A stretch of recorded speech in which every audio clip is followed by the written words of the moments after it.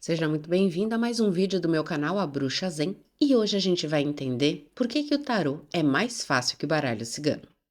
Muita gente acha que o baralho cigano é mais fácil que o tarô porque ele tem menos cartas. São 36 cartas, o que dá menos da metade daquelas 78 do tarô. Mas o que as pessoas que estão começando a estudar oráculos não conseguem perceber é que na prática o tarô é bem mais fácil de entender. Por quê? Porque o tarô tem uma lógica arquetípica, ou seja, ele segue uma estrutura de ciclos. Nos 22 arcanos maiores, cada carta se conecta com a anterior e também com a seguinte, como capítulos de uma história. O louco é o ponto de partida. Ele representa a alma antes de começar a jornada. Então é uma alma livre, curiosa, cheia de fé.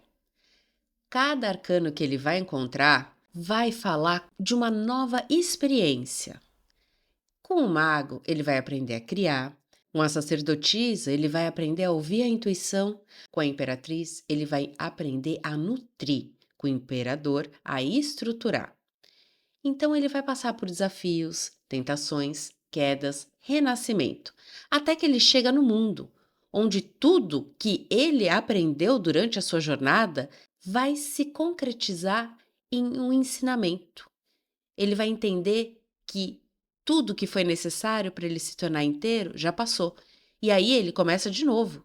Então o louco é a primeira e a última carta. Você consegue entender que ele é o início e o fim, a carta 0 e também a carta 22. A energia de um arcano nasce do que veio antes dele e prepara o caminho para o que vai vir depois.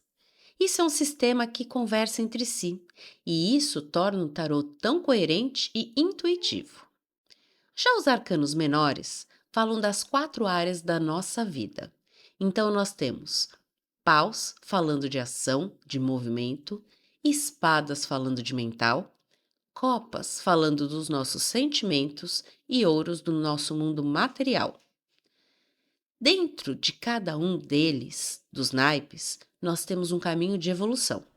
O AIS representa o começo e o 10 encerramento. Então, quando chega o AIS de ouros, eu estou começando um projeto financeiro, um projeto ligado a essa parte material. Se é uma carta 5, um 5 de copas, eu estou na metade do ciclo do coração. E o 10 já vai estar encerrando a área da vida. As cartas da corte representam aspectos da nossa personalidade. O valete ou pajem fala de curiosidade, de aprendizado, porque ele é jovem. O cavaleiro fala de movimento, de ação. A rainha representa maturidade emocional, intuição e cuidado. E o rei simboliza autoridade, liderança e estabilidade.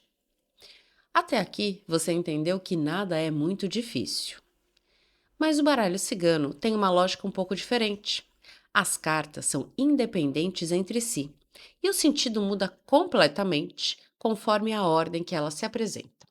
Muita gente acredita que o baralho cigano surgiu de um jogo, o jogo da esperança, ou até de um outro jogo, que é o jogo da corte de Viena, e por isso ele não tem essa lógica arquetípica que nós vemos Jung pesquisar tanto.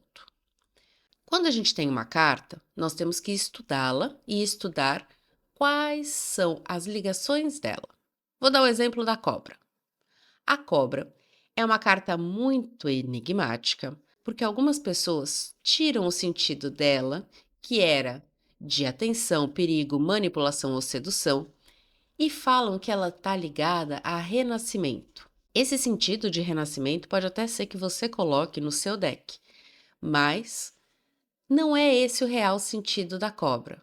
A cobra, quando encontrada aqui na Europa, séculos atrás, era sinal de perigo, não de renovação. Essa ligação, ela foi mudando. Então, nos livros, na teoria, isso não é bem assim. Mas vamos colocar como ela fica com combinação com outras cartas. A cobra com a criança, por exemplo, é uma combinação interessante. A criança fala de inocência. Se a cobra vem antes da criança, estamos falando que algo é perigoso mas a aparência é inocente. Então, nós temos a manipulação da cobra, seguida do símbolo de ingenuidade da criança. Mas se a criança vem antes da cobra, o movimento é oposto. A ingenuidade vai terminar com traição, com desilusão. Não é que seja mais difícil, é que você precisa entender, quando você tira as cartas, que no baralho cigano, a ordem delas vai alterar bastante. Não que no tarô não altere, mas são cartas complementares. São energias arquetípicas, o que não acontece no baralho cigano. Enquanto o tarô segue uma história lógica de progressão, o baralho cigano é puro contexto e combinação, o que vai exigir mais prática e sensibilidade para interpretar. E aí, nós falamos de novo da diferença entre a escola europeia e a escola brasileira de baralho cigano. A escola europeia tem os seus sentidos, seus significados muito mais fechados. A escola brasileira fala que você pode colocar a intuição no jogo. E é aqui que muitos estudantes se perdem, porque eles leem materiais do baralho cigano referentes à escola europeia, mas querem aplicar a intuição. E isso acaba deixando ainda mais confuso. Nós vamos fazer uma série de vídeos sobre os significados e sobre como combinar as cartas do baralho cigano. E também vamos fazer vídeos sobre tarô, arcanos maiores e menores. Se você gosta desses assuntos, já curte, se inscreve e comenta aqui qual carta, seja do tarô ou do baralho cigano, que você tem mais dúvidas. Namastê!